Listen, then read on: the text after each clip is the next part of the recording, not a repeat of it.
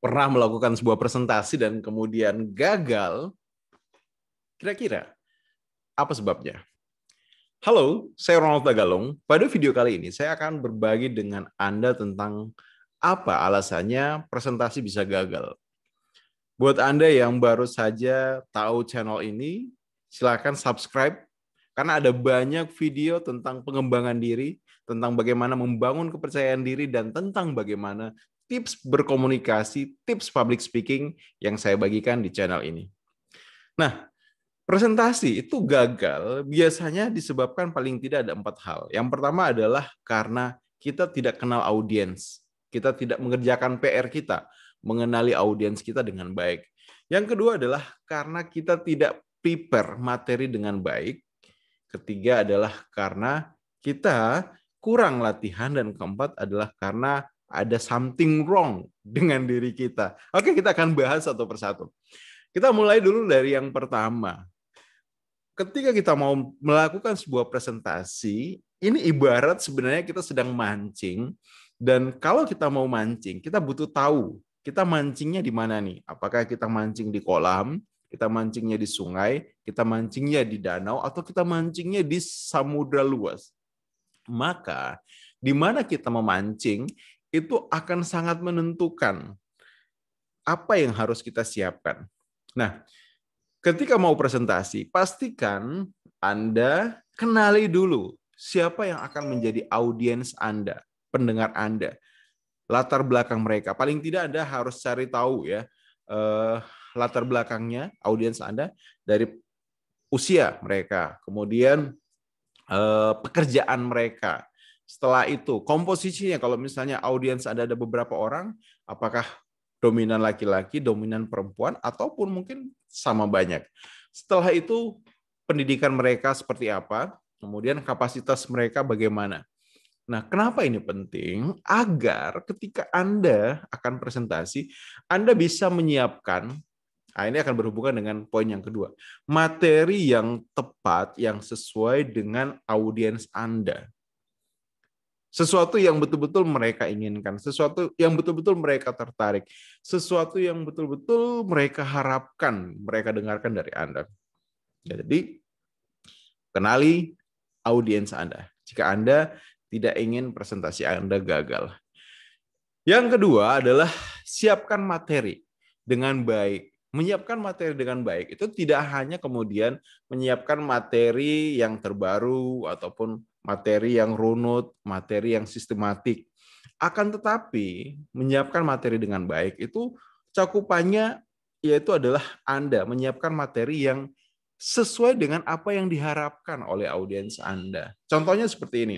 Kalau Anda pernah tahu bahwa orang itu punya kondisi yang berbeda, di mana mereka ada kecenderungan, ada yang senang mempelajari sesuatu melalui apa yang dia lihat, ada yang senang mempelajari, memahami sesuatu dari apa yang dia dengar, dan ada orang yang senang mempelajari sesuatu dari apa yang dia lakukan.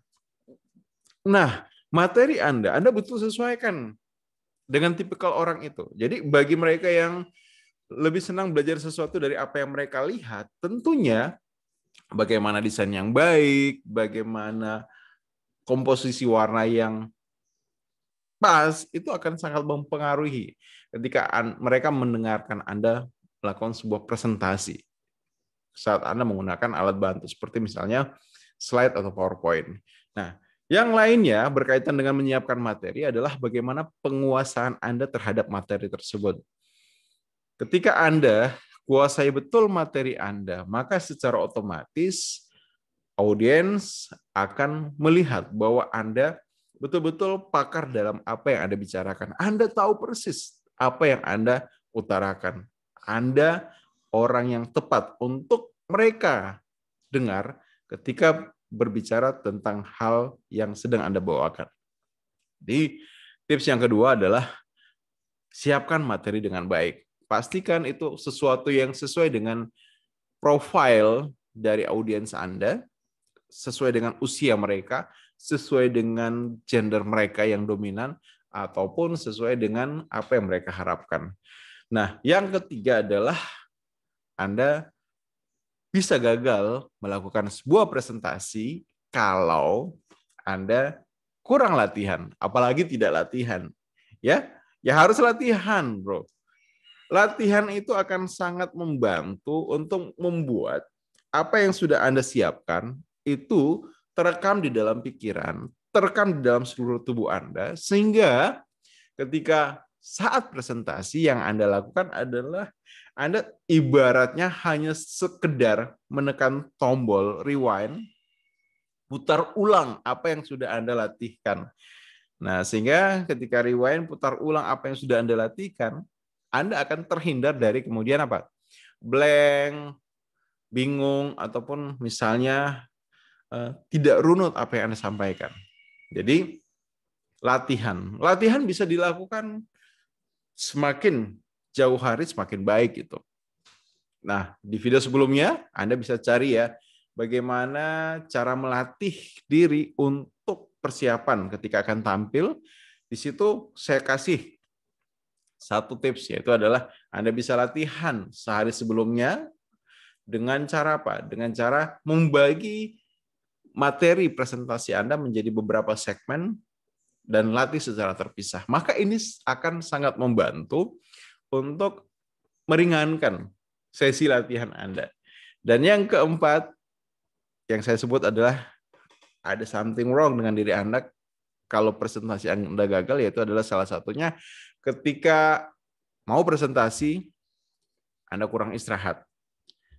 Anda kekurangan oksigen di dalam otak, sehingga ketika bicara seperti melayang, seperti tidak fokus. Nah, istirahat yang cukup ini sangat penting untuk dilakukan sebelum Anda presentasi. Bahkan, saran saya, di malam ketika Anda akan presentasi keesokan harinya, tidurlah lebih awal, tidurlah lebih nyenyak. Buat diri Anda betul-betul rileks. Supaya ketika besok pagi Anda bangun, Anda dalam kondisi fit, Anda dalam kondisi prima, Anda dalam kondisi terbaik Anda, dan Anda tinggal melakukan apa yang sudah Anda latihkan.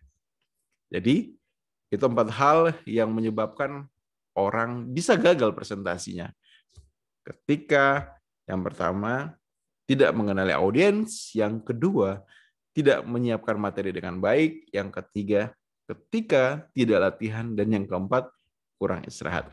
Semoga bermanfaat. Saya Ronald Tagalong, salam sukses selalu.